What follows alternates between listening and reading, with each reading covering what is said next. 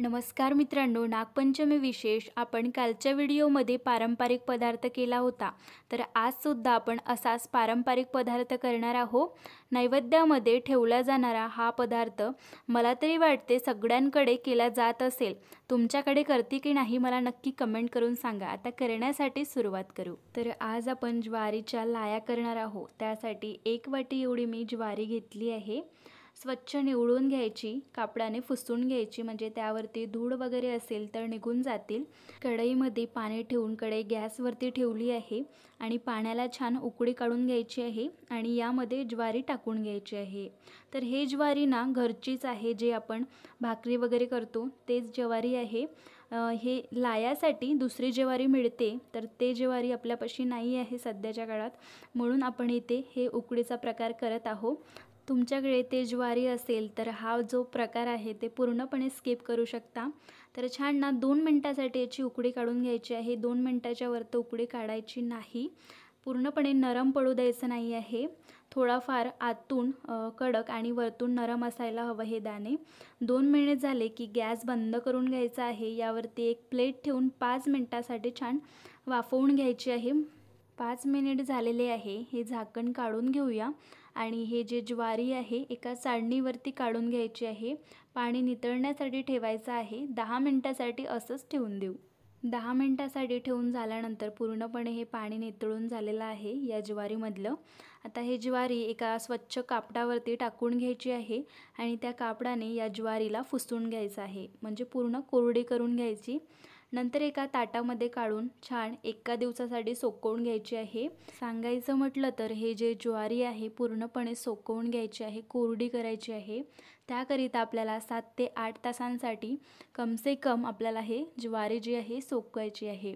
म्हणून हे जी प्रोसेस आहे तुम्ही आधी करून ठेवू शकता, म्हणजे जर तुम्हाला सकाळी करायची असेल तर संध्याकाळी करून ठेवा आणि संध्याकाळला करायची असेल तर सकाळला करू शकता।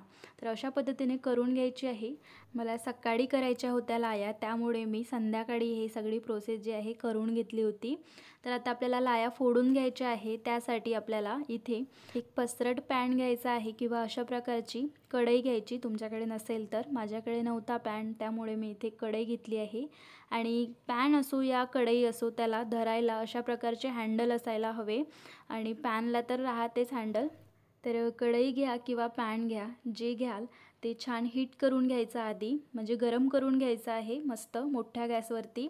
आणि छान गरम झाल्यानंतर यामध्ये ज्वारी टाकून घ्यायची आहे। मूठ भरून ज्वारी टाकून घ्यायची आणि स्वच्छ कापडाने फिरवून घ्यायचं आहे। अशा पद्धतीने मी ज्या प्रकारे करत आहे त्या पद्धतीने छान गरम करून घ्यायची आहे ज्वारी। ज्वारी टाकून झाल्यानंतर गॅस थोडा मंदपेक्षा थोडा जास्त असावा।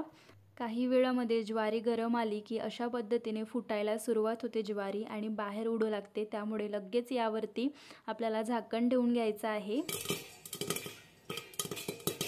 तर तुम्ही आवाज ऐकलाच असणार, छान ट्रान्सपरंट झाकण असतं माझ्याकडे, तर त्यामधून तुम्हाला मी दाखवलं असतं, पण ते नसल्याने मी दाखवू शकत नाही आहे। पण तुम्ही आवाज ऐकला, जे लाया आहे ते मस्त होत आहे।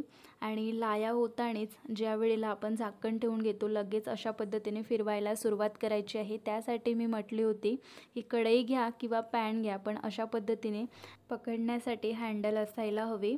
तर लगेच आता यावरची झाकण काढून घेऊया आणि हे जी लाया आहे एका प्लेटवरती काढून घ्यायची आहे। मस्त फुटलेले आहे, तुम्ही पाहू शकता।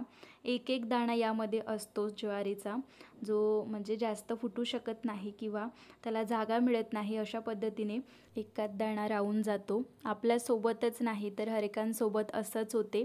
आणि हे जे दाणे आहे नंतर आपण काढून घेणारच आहोत।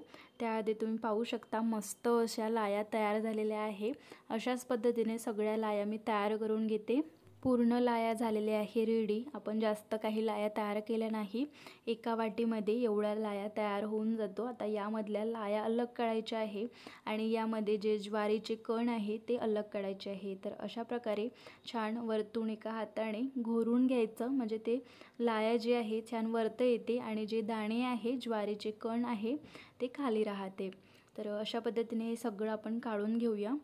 तर एवढ्या लायामधून एवढी ज्वारी निघाली आहे, तुम्ही पाहू शकता। कोणती अर्धवट तर कोणती नाही फुटली आहे। आणि या लायापेक्षा ना हे जे दाणे आहे ज्वारीचे ते सुद्धा मस्त लागते, क्रिस्पी क्रिस्पी आणि कुरकुरीत लागते. तर नक्की ट्राय करून पहा. नागपंचमी विशेष रेसिपी तुम्हाला कशी वाटली नक्की कमेंट करून सांगा. रेसिपी आवडल्यास लाईक शेअर सबस्क्राईब करायला विसरू नका. मित्रमंडळी आणि तुमच्या घरच्या फॅमिलीला हे शेअर करायला विसरू नका. थँक्यू.